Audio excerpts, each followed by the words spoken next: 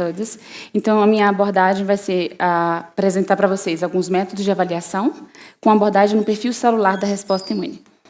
Então, quando a gente pensa na resposta imune, o desenvolvimento dessa resposta, ela pode ser avaliada nos diversos tecidos do nosso organismo, principalmente nas células do sangue e fluidos corporais, seja líquidos sinoviais, lavados broncoalveolar, líquor, plasma, soro, de diversas formas.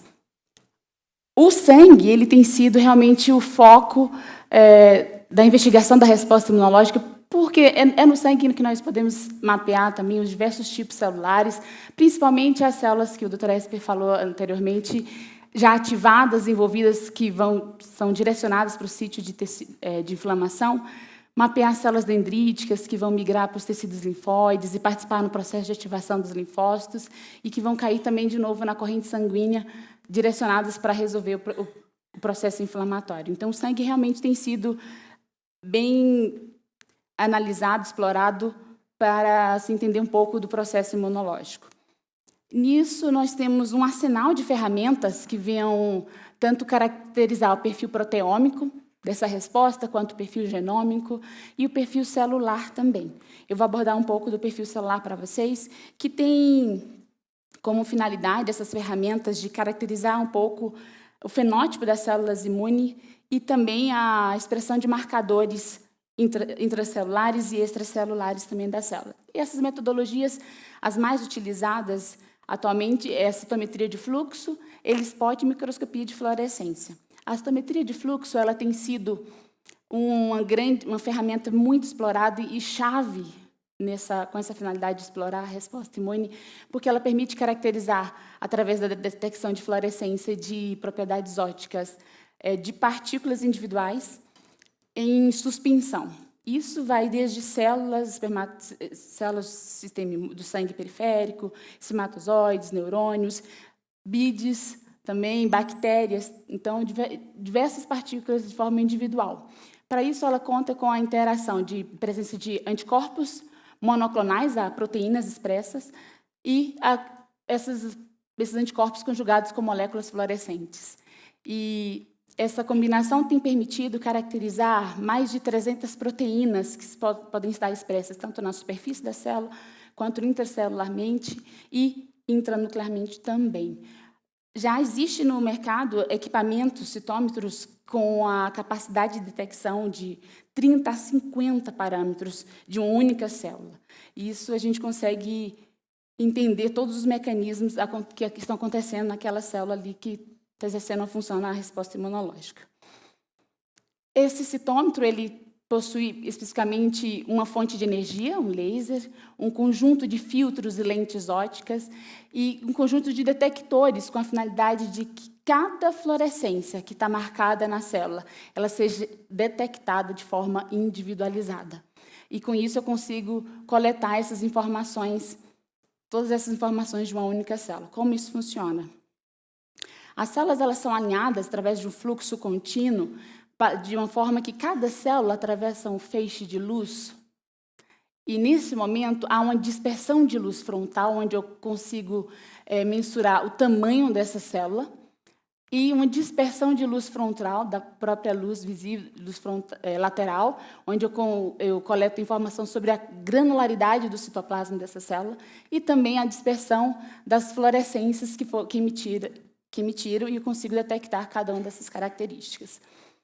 As informações da citometria de fluxo, então, envolvem o tamanho celular e a complexidade, onde os dados, a dispersão de luz que eu falei anteriormente, ela é transformada em dados eletrônicos e são apresentadas num dot plot como esse, que vocês vão ver durante todo o curso de patogênese. Esse dot plot, ele distribui, cada pontinho ele é uma célula, uma partícula, e ele distribui esses eventos conforme as características que eles apresentem. Um exemplo, aqui nós temos um segregado de células com um tamanho parecido, e aqui nós temos um outro segregado de células com um tamanho maior que este grupamento. Então, considerando o parâmetro de tamanho celular, eu consigo diferenciar de vários tipos de células através do tamanho, e quando eu analiso também o parâmetro de complexidade ou granularidade, eu consigo identificar o perfil de complexidade dessas células. E, com isso, já eu consigo fenotipar quem seriam essas células, com menor tamanho, menor complexidade seriam os linfócitos, em seguida os monócitos com uma maior complexidade e um tamanho um pouco maior que os linfócitos, e neutrófilos também. Apenas analisando esses dois parâmetros. Um terceiro parâmetro, que é o que tem permitido explorar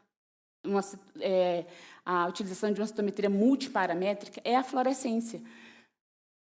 Uma vez que a célula, ao passar pelo feixe de luz, todas as proteínas marcadas, conjugadas com essas moléculas, elas vão emitir um sinal de fluorescência. Essa intensidade ela vai ser detectada. Então, as células com maior intensidade de fluorescência, elas vão ser distribuídas no gráfico, à direita, e eu posso considerá-la como positiva, ou seja, expressando a proteína de interesse, e as células com menor intensidade de fluorescência, elas vão ficar no canto esquerdo, onde eu vou considerá-la como negativa, ou seja, não expressa a proteína de interesse. Os protocolos de marcação que se utiliza na citometria, então, tem visado, resume-se em quê? Você tem o seu material de estudo e você incuba esse seu material com a presença de anticorpos com seu interesse. Esses anticorpos eles podem se direcionar a proteínas que são expressas tanto na superfície da célula, quanto no citoplasma da célula, e para análise dessas proteínas intracitoplasmáticas, há necessidade de uma permeabilização da célula com detergente, que já é bem padronizado, e também uma avaliação de proteínas que são expressas no núcleo celular. E também exige a permeabilização intranuclear também, para que o anticorpo consiga atingir essa proteína. A aplicação da citometria multiparamétrica foi aplicada nesse trabalho no jornal AIDS, em 2007, em que nós identificamos, caracterizamos o perfil de células TCD4 e CD8 quanto ao perfil de diferenciação autogênica, células naive, memória, o estágio de diferenciação dessas células do sistema imune, e podemos ver o quão diferentes os pacientes e os diferentes indivíduos podem expressar esse perfil de diferenciação. Um exemplo aqui, os indivíduos saudáveis em relação aos controladores, pacientes HIV controladores, controlam a infecção, e em relação aos progressores. E nesse trabalho exploramos também a expressão de alguns marcadores envolvidos com a proliferação celular, marcadores de ativação, produção de grânulos citotóxicos, expressando o quimiorreceptor CCR5 também, e podemos identificar alguns marcadores como preditores virológicos e imunológicos também, para acompanhar os pacientes de acordo com a progressão da doença. Há também uma outra aplicação da citometria de fluxo em isolamento de células, em que uma vez que você faz a marcação da citometria, faz a marcação simples das células e identifica a sua população de interesse, você configura no seu equipamento, no seu citômetro de fluxo, que todas as células que possuem esse perfil e estão dentro desse quadrante, elas vão ser deslocadas, elas precisam ser separadas para um tubo específico, onde você vai identificar. Então, toda vez que essa célula é identificada, elas são isoladas, recebem uma carga, elas recebem uma carga e, através de um campo magnético, elas são deslocadas para o tubo de origem. E essa separação também ela pode ser tanto por citometria de fluxo quanto por bides magnéticas, onde você incuba as suas células. Um exemplo, um PBMC, onde você quer separar somente células TCD4 e fazer um estudo antígeno específico, um estudo genômico dessas células, você incuba com anticorpo específico para CD4 e esse anticorpo vai estar ligado a bides magnéticas. Você vai colocar essa mistura de células num campo magnético, como vocês podem ver principalmente aqui. As células que marcaram com o anticorpo ligado a bides, elas vão ficar presas no campo magnético, e as células que eu quero retirar, elas vão ficar em suspensão. Com isso, eu posso remover essas células e ter somente as células do meu interesse. Quando eu tiro o meu campo magnético, essas células vão se desprender, e aí eu posso trabalhar com a minha célula já isolada. uma população isolada. Uma outra técnica também utilizada, que tem o mesmo princípio da citometria de fluxo, é a microscopia de fluorescência, que também tem é utilizado para caracterizar proteínas, padrões que abordem a dinâmica de expressão de proteínas, tanto analisar a análise estrutural e molecular dessas proteínas. E a grande diferença da citometria de fluxo é que a citometria de fluxo você trabalha com amostras em suspensão. A microscopia você trabalha com tecidos, células de cultura, e o princípio é o mesmo, onde você tem uma amostra marcada com anticorpos fluorescentes, uma fonte de energia, essa energia passa através de filtros na amostra, e essa energia vai excitar as moléculas fluorescentes a emitir um sinal, e no ocular eu consigo ter a formação, eu vejo a marcação dessas proteínas na célula e a formação da minha imagem. A microscopia tem se desenvolvido muito recentemente, principalmente em relação à melhoria da resolução da imagem. O processamento dessa imagem tem sido bem otimizado, principalmente com microscopia confocal, onde a gente consegue analisar até 3D, tridimensional, a expressão de determinadas proteínas. Um trabalho que utilizou a microscopia em si foi um trabalho em que utilizou biópsias de linfonodos e íleo de pacientes HIV positivos sob tratamento de antirretroviral há mais de 10 anos, em que eles fizeram hibridização in situ com probes de RNA do vírus HIV ligado à fluorescência. Pacientes, após interrupção de tratamento, apresentaram sítios de replicação, tanto no linfonodo quanto no ílion também. Então, nós conseguimos ver a aplicação dessa metodologia. Em relação ao ELISpot, o título ficou lá em cima, é uma ferramenta utilizada, é como um ELISA, né, um ensaio imunoenzimático, só que, em vez a revelação é por spots, por pontos na membrana. Como ela funciona? É simplesmente você tem uma placa, onde cada poço ele tem uma membrana, e você plaqueia, sensibiliza essa placa com anticorpos específicos com a proteína do seu interesse. Neste caso aqui, vamos imaginar que é um anti-interferon, são anticorpos contra a proteína interferon, e você, em modo estéreo, né, você incuba as células do seu interesse com um peptídeo específico para essas células, e durante uma incubação overnight, essas células vão produzir uma resposta antígeno específica, no caso, produzindo o interferon gama, e, após a incubação overnight, você faz a lavagem desse poço, retirando a célula, os peptídeos, e começa o processo de marcação com anticorpo secundário ligado a enzimas, conjugado com enzimas, e a revelação, na presença de um substrato, a reação imunoenzimática, ela formará um spot na membrana, e o resultado será quantificado através dessas unidades em spots. Então, aqui nós temos um exemplo onde não há produção, não há estímulo, não houve produção antígena específica, e na presença de um estímulo de peptídeo, a resposta antígena específica contra aquele peptídeo. O ELISpot, hoje em dia, tem tido desenvolvimento, uma outra interface, em que usa o fluorospot conhecido, onde se permite detectar mais de uma proteína nesse ensaio. Como o princípio é o mesmo, você sensibiliza a placa com anticorpo específico para cada proteína. Então, um exemplo aqui, a interferon gama e a IL-2, e aí desencadeia, você tem o seu sua proteína, o anticorpo secundário, aqui com biotina, em que o substrato vai emitir uma luz no comprimento de onda diferente do outro substrato. Por isso, você vai conseguir, então, mensurar duas proteínas simultaneamente. Como podemos ver, então, aqui, as células que produziram interferon gama tinham essa coloração verde, as células que produziram IL-2, e, nesse equipamento, consegue fazer a cobertura de produção simultânea das duas citocinas. Então, os pontos alaranjados seriam as células que produziam simultaneamente interferon gama e IL-2.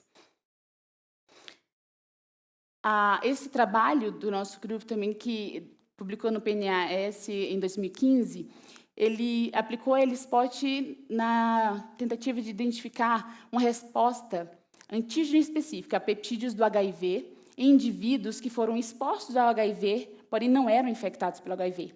E esse trabalho ele mostra justamente isso, que indivíduos que foram expostos, eles já tinham desenvolvido uma memória antígena específica a algumas proteínas do HIV.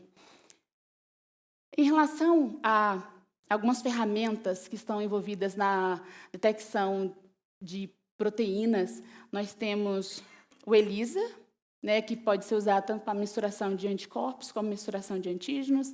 O princípio é o mesmo, em que se difere em que na placa, para detecção de anticorpos, você tem o UEL é forrado com a presença de antígenos, e você incuba a sua amostra, ocorre os anticorpos específicos para o seu antígeno, eles se ligam, você incuba com anticorpos secundários, conjugados a enzimas, na presença do substrato, você consegue a produção, emite um sinal luminoso e vai ser quantificado.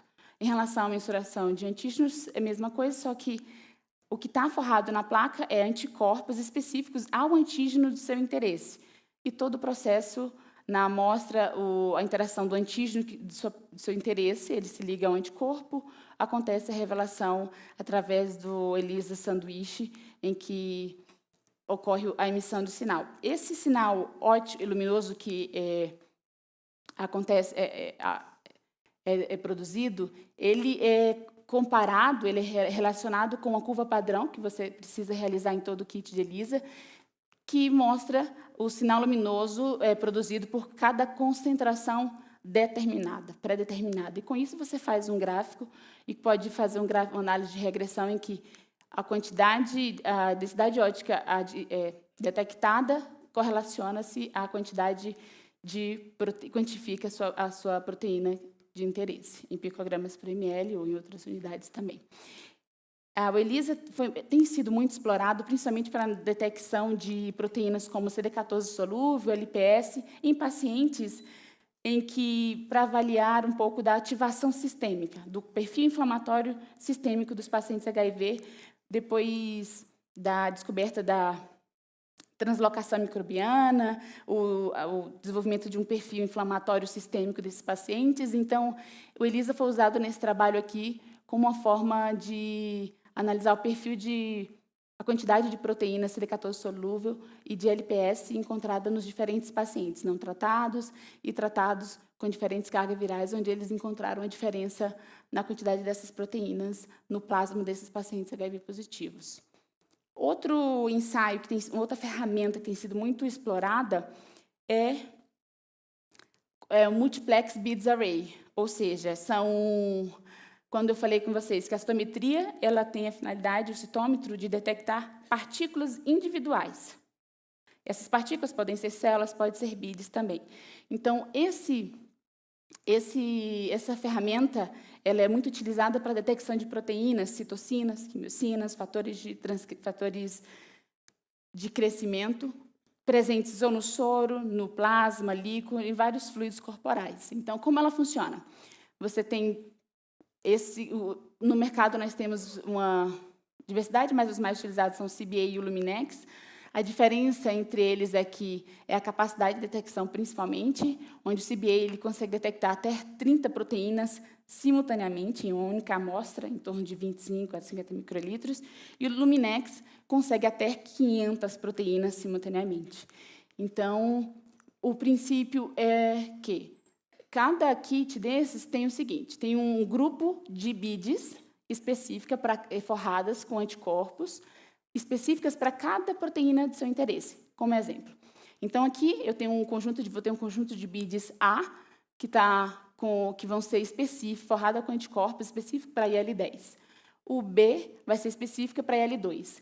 Cada uma dessas beads específica para uma determinada proteína, ela tem uma intensidade de fluorescência única. Então, eu vou conseguir separá-las, cada proteína eu vou conseguir separar através da intensidade de fluorescência que cada agrupamento apresenta. Tanto isso acontece no CBA quanto no Luminex. E o protocolo consiste em que eu incubo essas beads específicas para várias proteínas com a minha amostra de interesse. Acontece a interação antígeno, anticorpo, e eu utilizo anticorpos detectores, que vão se ligar numa interação sanduíche ao meu antígeno secundário, e aí eu vou conseguir analisar isso posteriormente. Isso tanto acontece no CBA quanto acontece no Luminex, em que temos as BIDs, temos a amostra, acontece essa interação, eu coloco também anticorpo secundário, no Luminex é biotinilado, e conjugo com um streptavidina ligada a uma molécula fluorescente, e eu consigo analisá-los posteriormente. O CBA ele é lido no citômetro de fluxo, onde que eu falei para vocês anteriormente.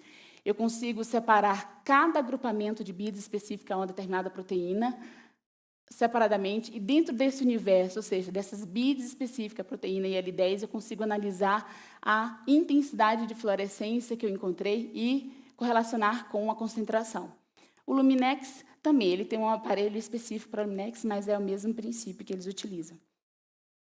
Tem um trabalho que tem integrado essas duas metodologias, a citometria de fluxo e esse multiplex array, que foi apresentado na PLOS One em 2014, em que ele identificou uma expansão de monócitos através da citometria de fluxo, diversas populações de monócitos, e correlacionou com as diversas proteínas encontradas nesse ensaio multiplex nas amostras de plasma do paciente, e encontrou algumas correlações significantes.